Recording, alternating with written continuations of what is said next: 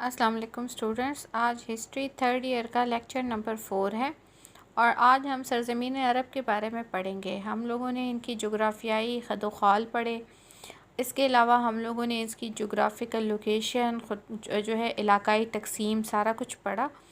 آج ہم جو سرزمین عرب کے بارے میں پڑھیں گے اس میں سب سے اہم ہے عرب کی وجہ تسمیہ، یعنی کہ عرب کو عرب کیوں کہا جاتا ہے۔ اس کے بارے میں کہا جاتا ہے کہ پہلا جو اس کی رائے ہے وہ یہ ہے کہ کہتان کے بیٹے یارب تھا بیٹے کا نام، اور اسی وجہ سے اس سرزمین کو عرب کہا گیا۔ دوسری وجہ جو بولی جاتی ہے وہ یہ ہے کہ عرب کے معنی فصیح اللسان ہونے کے ہیں۔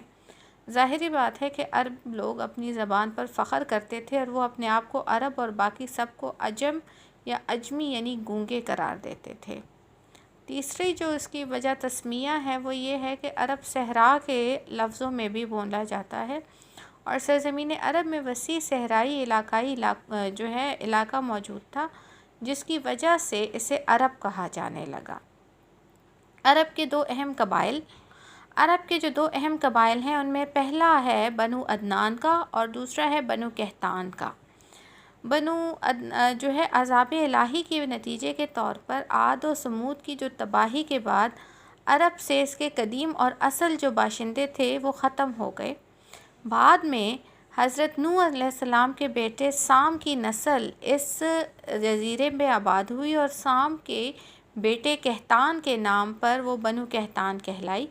اس کے بعد میں بہت سے قبیلے بنے۔ ان کا پہلا جو وطن تھا وہ یمن تھا۔ یمن کا علاقہ آپ کو نظر آ رہا ہے، یہ یمن ان کا علاقہ تھا پہلا۔ بعد میں یہ جو ہے پورے عرب میں پھیل گئے اور مختلف شاخیں ان کی، جیسے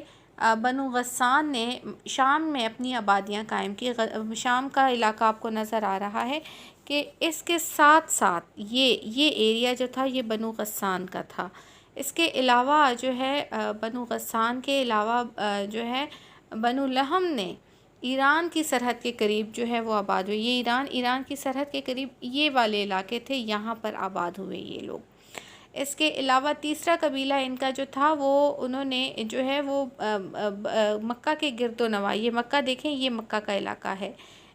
یہاں کے گرد و نواح میں بھی انہوں نے اپنے جو ہے وہ کچھ قبیلے یہاں پر بھی آباد ہوئے۔ یہ بنو کہتان کے قبیلے کہلائے تھے۔ بنو عدنان جو ہے وہ اصل میں حضرت اسماعیل علیہ السلام کی نسل کے لوگ تھے، اور ظاہری بات ہے حضرت اسماعیل علیہ السلام اور حضرت ابراہیم علیہ السلام کے جو بارے میں تو اسٹوڈنٹس آپ میں سے بہت سو کو پتہ ہوگا کہ حضرت ابراہیم علیہ السلام نے اللہ تعالیٰ کے حکم سے اپنے بیٹے حضرت اسماعیل علیہ السلام اور ان کی والدہ حضرت ہاجرہ کو مکہ میں لا بسایا تھا اور خانہ کعبہ کی بنیاد رکھی تھی۔ اس لیے حضرت اسماعیل علیہ السلام کی جو نسل تھی اس میں سے جو زیادہ تر لوگ تھے وہ مکہ، مدینہ اور اس کے ارد گرد مطلب شمالی علاقوں میں، اس ایریاز میں جو ہے یہ بنو عدنان کے لوگ تھے۔ بنو عدنان اور بنو کہتان کا ہمیشہ آپس میں ایک مقابلہ رہا ہے، اور اس کی وجہ یہ تھی کہ یمن کا علاقہ، جیسے ہم لوگوں نے پہلے لیکچرز میں سنا ہے کہ یہ سب سے زیادہ زرخیز علاقہ تھا، تہذیب و تمدن کے اعتبار سے ماڈرن ایریا تھا، اپنے دور کا سب سے ماڈرن علاقہ جو تھا وہ یہ تھا، اور یہاں کے لوگ بھی سب سے زیادہ ایجوکیٹڈ اور جو ہے سویلائزڈ لوگ تھے۔ اب ظاہری بات ہے وہ اپنے آپ کو ایک طرح سے پورے سعودی عرب کا سردار سمجھتے تھے، لیکن اللہ تعالیٰ نے سرداری ان کے بجائے جو ہے یہ بنو عدنان کے حصے میں دی۔ کیسے؟ اور وجہ یہ تھی کہ مکہ میں جو خانہ کعبہ کی موجودگی، خانہ کعبہ کا یاد رکھیں کہ اسلام سے قبل بھی خانہ کعبہ کو بہت اہمیت حاصل تھی، اور پورے عرب میں مکہ اور مکہ میں رہنے والوں کو بہت زیادہ اہمیت حاصل تھی، اور وجہ صرف یہ تھی کہ خانہ کعبہ کی جو ہے وہ رکھوالے تھے۔ خانہ کعبہ جو ہے وہ مکہ میں واقع تھا۔ پورے عرب میں جہاں پر ڈکیتی جو ہے وہ بڑا اس کو فخر سمجھا جاتا تھا، اس دور میں بھی مکہ کے قافلوں کو کوئی نہیں لوٹتا تھا کیونکہ وہ متبرک سمجھے جاتے تھے۔ بہرحال تو یہی وجہ تھی کہ اگر آپ کو یاد ہو تو ابراہہ کا جو یمن کا گورنر تھا وہ ہاتھیوں کے ساتھ جو ہے وہ مکہ پر حملہ آور ہوا تھا، خانہ کعبہ کو جو ہے وہ ڈھانے کی کوشش میں، اور بعد میں جو ہے وہ خود ہی اس میں جو ہے وہ ہلاک ہو گیا تھا۔ تو وہ وجہ اصل میں یہی تھی کہ بنو عدنان اور بنو قحطان کے آپس کی لڑائیاں، کہ بنو قحطان جو تھے وہ اپنے آپ کو بنو عدنان سے افضل سمجھتے تھے، لیکن اللہ تعالیٰ نے فضیلت بنو عدنان کو دے دی تھی، ٹھیک ہے۔ اچھا، اس کے علاوہ ایرانی اور رومی سلطنت قبائلی نظام ظاہری بات ہے پورے عرب میں جو ہے وہ قبائلی نظام تھا، کیونکہ عرب کے جغرافیائی حالات ایسے تھے کہ عرب عوام کا اتحاد ناممکن تھا، اس لیے ظہور اسلام کے وقت یہاں کوئی متحد حکومت نہیں تھی، بلکہ قبائلی نظام رائج تھا جس میں سردار کو بہت زیادہ اہمیت حاصل تھی، اور یہی وجہ تھی کہ ان کی جو ہے جمہوری روایات بھی برقرار تھیں۔ اچھا، ایرانی اور رومی سلطنت کا عربوں کو حقیر سمجھنا،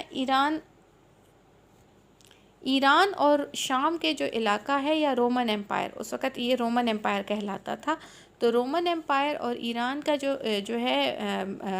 علاقے تھے، یہ سعودی عرب کے لوگوں کو ایک طرح سے حقیر سمجھتے تھے، جاہل سمجھتے تھے، اور وہ اس قابل ہی نہیں سمجھتے تھے کہ اس علاقے کو اپنے جو ہے تصرف میں لے آئیں۔ اس وجہ سے انہوں نے چونکہ اس ایریا کو تو وہ کوئی اہمیت ہی نہیں دیتے تھے، اس کی وجہ سے بھی سعودی عرب کا جو اپنا جو ہے جمہوری نظام تھا وہ برقرار رہا۔ یہی وجہ تھی کہ جب بعد میں اسی سرزمین سے جو ہے وہ حضرت صلی اللہ علیہ وآلہ وسلم کا ظہور ہوا، تو یہ ایک طرح سے ایک بہت بڑی شاکنگ نیوز تھی شام کے